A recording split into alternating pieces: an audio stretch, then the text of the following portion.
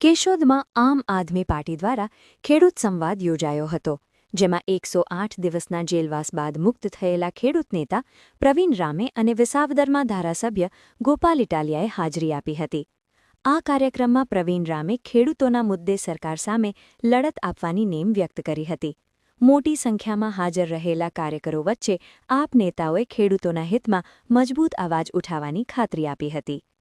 તમે ને હું કેશોદના કે તમારી પોતપોતાની નગરપાલિકાના ચીફ ઓફિસરને 4 શબ્દો કહી દઈએ તો ઓછા ઉતર્યા?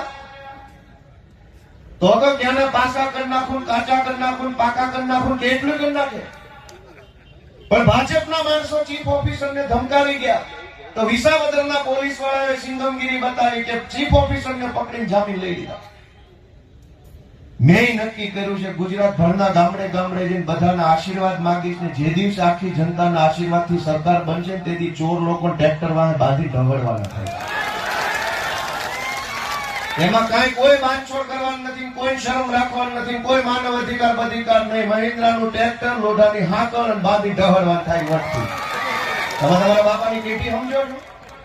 સરકારી નોકરામાં આવી ગયા કે ગમેના રાજકારણમાં ચૂંટાઈ ગયા એટલે બાપાની પેઢીઓ થઈ.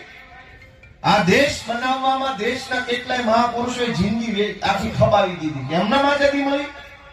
સરદાર પટેલ, ગાંધીજી, જવાહરલાલ નહેરુ, ભગતસિંહ, ચંદ્રશેખર જેવા અનેક મહાપુરુષોની જિંદગી હોમાઈ ગઈ.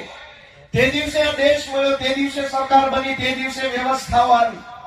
ઈ વ્યવસ્થાને વધુ સારી રીતે ચલાવવા માટે નેતા બનાવ્યા હતા, ખાડે લઈ જવા નહીં.